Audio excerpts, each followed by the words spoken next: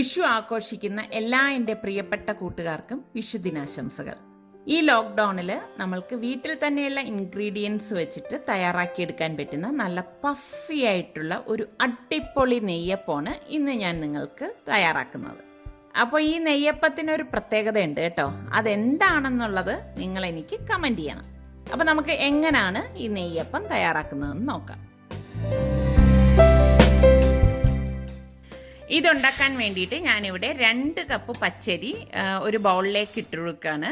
2 cup എന്ന് പറയുമ്പം 250 ml 2 കപ്പാണ് ഞാനിവിടെ എടുത്തിരിക്കുന്നത്. അപ്പോൾ ഇത് നന്നായിട്ട് കഴുകിയിട്ട് ഇതുപോലെ വെള്ളം ഒഴിച്ച് മൂടി വെക്കും. ഞാനിപ്പോൾ ഇത് തലേ ദിവസം രാത്രി വെള്ളത്തിലിട്ട് വെച്ചിരിക്കുന്നതാണ് കേട്ടോ. കുറഞ്ഞത് ഒരു 8 മണിക്കൂറെങ്കിലും ഞാൻ കുതിരാനായിട്ട് വെക്കും.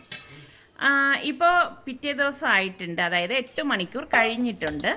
ഞാൻ ഈ അരി ഒന്നുകൂടി കഴുകിയിട്ട് ഇതുപോലെ ഒരു സ്ട്രെയിനറിൽ വെള്ളം വാർന്നു പോകാനായിട്ട് എടുത്ത് വെച്ചിട്ടുണ്ട്.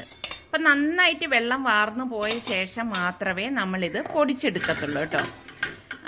ഇപ്പോൾ ഇവിടെ വെള്ളമൊക്കെ വാർന്നു പോയിട്ടുണ്ട്. അപ്പം ഞാൻ മിക്സിയുടെ പൊടിക്കുന്ന ജാറെടുത്തിട്ട് ഒരു 2 ട്രിപ്പായിട്ട് ഇതൊന്ന് പൊടിച്ചെടുക്കാം.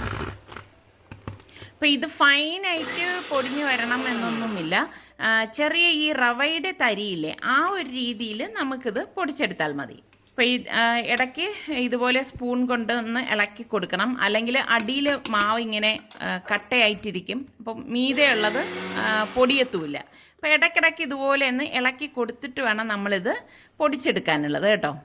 നിങ്ങളിൽ പലരും എൻ്റെ അടുത്ത് മിക്സിയുടെ ജാറിനുള്ളിലേക്ക് കൈയിടരുതെന്ന് പറഞ്ഞതാണ്. ഞാൻ ഓർക്കാതെ ഇതുപോലെ ചെയ്തു പോകുന്നതാണ്. ഇനി എന്തായാലും സൂക്ഷിക്കാം കേട്ടോ. അപ്പോൾ ദേ കണ്ടോ, ഇതുപോലെ വേണം പൊടിച്ചെടുക്കാൻ. അപ്പോൾ പൊടിച്ചെടുത്ത ഈ മാവിനെ ഞാൻ ഒരു ബൗളിലേക്ക് ഇട്ട് കൊടുക്കുകയാണ്. പിന്നെ രണ്ടാമത്തെ ബാച്ച് ഇതുപോലെ ഇട്ടിട്ട് നമുക്ക് പൊടിച്ചെടുക്കണം. എന്നിട്ട് എല്ലാം കൂട്ടിയിട്ട് ഇതുപോലെ ഈ ബൗളിലേക്ക് ഇട്ടിട്ട് ഒന്ന് മിക്സ് ചെയ്ത് കൊടുക്കും കേട്ടോ. നല്ലതുപോലെ ആ കട്ടയൊക്കെ ഉണ്ടെങ്കിൽ ഒന്ന് ഉടച്ച് കിട്ടാനാണ്. പിന്നെ ഞാനിതിലേക്ക് 1/2 കപ്പ് മൈദാമാവ് എടുത്തിട്ടുണ്ട്. ഈ മൈദാമാവും ഈ അരിപ്പൊടിയുടെ കൂട്ടത്തിലിട്ടിട്ട് കൈകൊണ്ട് നന്നായിട്ടൊന്ന് മിക്സ് ചെയ്ത് കൊടുക്കും. അപ്പം ഞാൻ ഇത് മിക്സ് ചെയ്തിട്ട് ഒന്ന് അടച്ച് മാറ്റി വെക്കാണ്. പിന്നെ ഞാൻ ഇതിലേക്ക് വേണ്ടിയിട്ട് ശർക്കര പാനി ഉണ്ടാക്കുകയാണ്. ഈ കാണിച്ചിരിക്കുന്നത് പോലത്തെ ഒരു 3 ഉണ്ട ശർക്കരയാണ് ഞാൻ എടുത്തിരിക്കുന്നത് കേട്ടോ. അത് എളുപ്പത്തിൽ അലിഞ്ഞ് കിട്ടാൻ വേണ്ടിയിട്ട് ഞാനൊന്ന് ഉടച്ചിട്ടുണ്ട്. എന്നിട്ട് ഞാൻ ഇതിലേക്ക് 1/2 കപ്പ് വെള്ളം ഒഴിച്ചിട്ട് ഇതുപോലെ ഒന്ന് തിളപ്പിച്ചെടുക്കും. അപ്പോൾ നമ്മൾ ഈ ഉടച്ചത് കൊണ്ട് തന്നെ പെട്ടെന്ന് ഇത് അലിഞ്ഞ് കിട്ടും. അപ്പോൾ ഇതിപ്പം ഇവിടെ ശർക്കരയെല്ലാം അലിഞ്ഞിട്ടുണ്ട്. അപ്പോൾ ഞാൻ ഒരു അരിപ്പ വെച്ചിട്ട് ഒന്ന് അരിച്ചെടുക്കുകയാണ്. കാരണം ശർക്കരയിൽ നല്ല അഴുക്കുണ്ടാവും. അപ്പം ഇത്രയും ശർക്കരപ്പാനി നമ്മൾ ഇതിലേക്ക് ചേർക്കത്തില്ല കേട്ടോ. അപ്പോൾ ഇത്രയും നമ്മൾ കരുതി വെച്ച് വേണം ഉണ്ടാക്കാൻ. അപ്പോൾ ഇതൊന്ന് തണുക്കാനായിട്ട് ഞാൻ മാറ്റി വെച്ചിട്ടുണ്ടായിരുന്നു. അതായത് ഒരു ഇളം ചൂട്, കൈയിട്ട് നോക്കുമ്പോൾ നമുക്ക് മനസ്സിലാവും. ഒരുപാട് തിളച്ചിരിക്കാനും പാടില്ല, ഒരുപാട് തണുക്കാനും പാടില്ല. ഇളം ചൂടിലാണ് എടുക്കുന്നത്. എന്നിട്ട് നമ്മൾ ഈ പൊടിച്ച് വെച്ചിരിക്കുന്ന മിക്സ് ചെയ്ത മാവില്ലേ, ആ മാവിനകത്തേക്ക് കുറേശ്ശെ ഈ ശർക്കരപ്പാനി ഇട്ടിട്ട് കൈകൊണ്ട് നന്നായിട്ടൊന്ന് കുഴച്ചു കൊടുത്ത് നോക്കണം. അതേ കുഴച്ചെടുക്കുമ്പോൾ നിങ്ങൾക്ക് ആ ഒരു പരുവം മനസ്സിലാവും. നമ്മൾക്ക് ഇഡ്ഡലി മാവിൻ്റെ ഒരു പരുവം ഇല്ലേ, ആ ഒരു പരുവം. അതിൽ നിന്ന് കുറച്ച് ഒരു പിടി, ഒരു നുള്ള ലൂസ്, അത്ര മാത്രമേ ഉള്ളൂ. ദേ കണ്ടോ, ഈ ഒരു ടെക്സ്ചറാണ് നമ്മളുടെ നെയ്യപ്പത്തിൻ്റെ മാവിൻ്റെ ടെക്സ്ചർ എന്ന് പറയുന്നത്.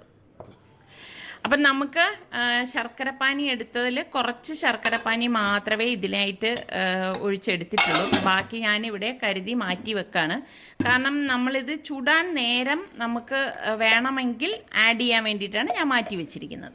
നമ്മളിതുപോലെ മിക്സ് ചെയ്തിട്ട് കുറഞ്ഞത് 6 മണിക്കൂറെങ്കിലും മാറ്റി വെച്ചാൽ നമുക്ക് നല്ല നെയ്യപ്പം ചുട്ടെടുക്കാൻ പറ്റും. 6 മണിക്കൂർ കഴിഞ്ഞ ശേഷം ഞാനൊരു പാനിലേക്ക് കുറച്ച് നെയ്യ് ഇട്ടിട്ട് ഇതുപോലെ കുറച്ച് തേങ്ങ ചെറുതായിട്ട് അരിഞ്ഞതൊന്ന് വറുത്തെടുത്തിട്ടുണ്ട്.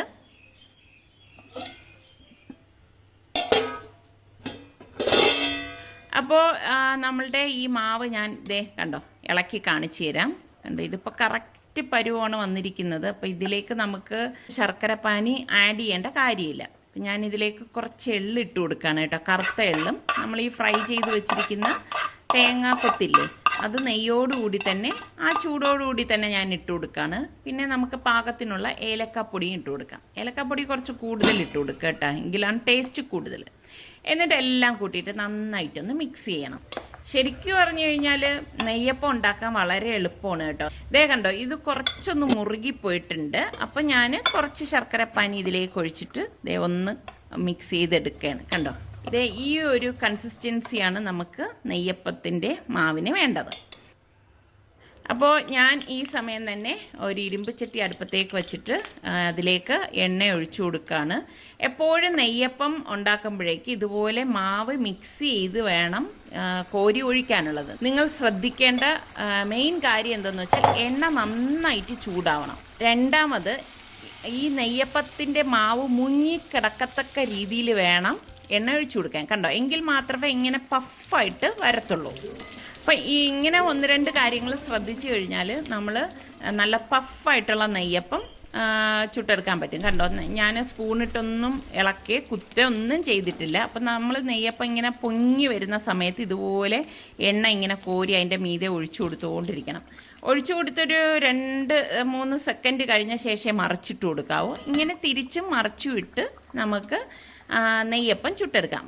പിന്നെ ഒരു കാര്യം, ഇത് പൊങ്ങി വന്ന ശേഷം നമ്മൾ ഫ്ലെയിം ചെറുതായിട്ടൊന്ന് കുറച്ച് കൊടുക്കണം. എന്നിട്ടാണ് നമ്മളിത് ചുട്ടെടുക്കുന്നത്. എങ്കിൽ മാത്രമേ ഉള്ളു വേഗത്തുള്ളൂ. അപ്പോൾ ഇത് കരിയാനും പാടില്ല. നെയ്യപ്പത്തിൻ്റെ ആ ഒരു കളർ നിങ്ങൾക്കറിയാമല്ലോ. അപ്പോൾ ഇനി നമ്മൾ ഓരോ പ്രാവശ്യം നെയ്യപ്പം ചുട്ടെടുക്കുമ്പോഴും ഇതുപോലെ നന്നായിട്ട് ഇളക്കിയ ശേഷം ഇതുപോലെ സ്പൂണിലേക്ക് കോരി ഒഴിക്കണം. കോരി ഒഴിക്കുമ്പോഴേക്ക് അതിങ്ങനെ തന്നെ പഫായിട്ട് പൊങ്ങി വരും. പൊങ്ങി വരുമ്പോഴാണ് നമ്മൾ ഈ എണ്ണ ഇങ്ങനെ ഇതിനെ മീതെ കോരി ഒഴിക്കുന്നത്. കോരി ഒഴിച്ച ശേഷം 2 സെക്കൻഡ് കഴിഞ്ഞ ശേഷം നമുക്കിതൊന്ന് മറിച്ചിട്ട് കൊടുക്കണം. മറിച്ചിട്ടിട്ട് നമ്മൾ ഇതുപോലെ ഒരു ഗോൾഡൻ കളറാകുമ്പോഴാണ് ഇത് എണ്ണയിൽ നിന്ന് മാറ്റുന്നത്.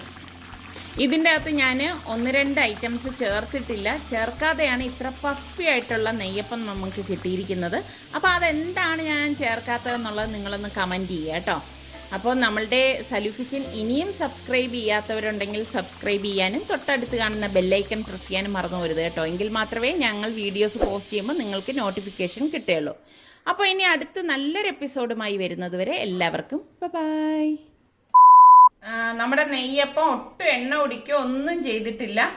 നല്ല പഫായിട്ടാണ് ഇരിക്കുന്നത് കേട്ടോ.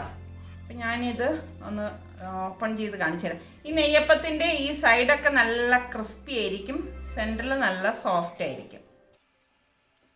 കണ്ടോ,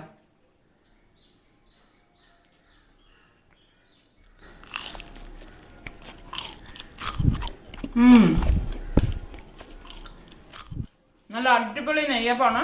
ഇത് കുറേ ദിവസം നമ്മൾ ഇങ്ങനെ ഉണ്ടാക്കി വെച്ചിരുന്നാലൊന്നും ചീത്താവത്തില്ല കേട്ടോ. അപ്പം എല്ലാവരും ട്രൈ ചെയ്ത് നോക്കൂ. വിഷു എന്ന് പറയുമ്പോൾ ഓരോരുത്തർക്കും ഓരോ ഓർമ്മകളായിരിക്കും മനസ്സിലേക്ക് കടന്നു വരുന്നത്. എന്നെ സംബന്ധിച്ചിടത്തോളം ഇപ്പോൾ വിഷു എന്ന് പറഞ്ഞു കഴിഞ്ഞാൽ കഴിഞ്ഞ വർഷം ഏഷ്യാനെറ്റിൻ്റെ വിഷു പ്രോഗ്രാമിൻ്റെ ഷൂട്ട് ഉണ്ടായിരുന്നു. അത് കൊച്ചിയിൽ വെച്ചിട്ടായിരുന്നു. അപ്പോൾ ആദ്യമായിട്ടാണ് ഇത്രയും വലിയൊരു ടീമുമായിട്ട് ഞാൻ വർക്ക് ചെയ്യുന്നത്. അതൊരു ഫുൾ ഡേ ഷൂട്ടായിരുന്നു. ശരിക്ക് എനിക്ക് നല്ലൊരു എക്സ്പീരിയൻസ് ആയിരുന്നു കേട്ടോ. അതൊക്കെയാണ് എനിക്കിപ്പോൾ വിഷു എന്ന് പറയുമ്പം എൻ്റെ മനസ്സിലേക്ക് ഓടിയെത്തുന്നത്. പിന്നെ ആ ഒരു ഷൂട്ടൊക്കെ കഴിഞ്ഞ് നമ്മൾ തിരിച്ചു വരുന്ന വഴി സുൽത്താൻ്റെ വക ഒരു അടിപൊളി ട്രീറ്റും കൂടി ഉണ്ടായിരുന്നു.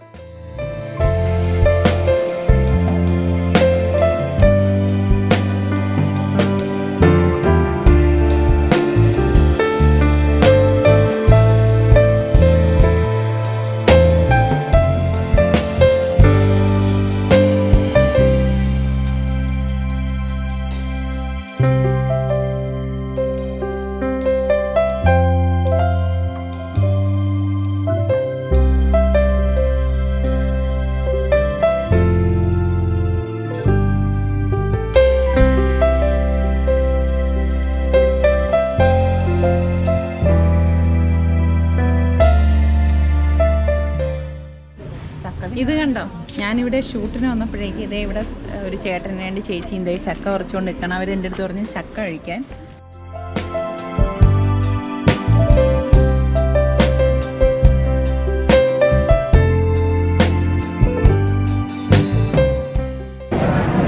അങ്ങനെ ഇത്രയും ദിവസത്തിന് ശേഷം ഇതെല്ലാം സുൽത്താൻ നമുക്ക് വാങ്ങിച്ചു തന്നിരിക്കുകയാണ്. സുൽത്താൻ്റെ ട്രീറ്റ് ആയിരുന്നു. സുൽത്താൻ്റെ ട്രീറ്റ് കൊള്ളാം കേട്ടോ. ഇതേ കണ്ടോ,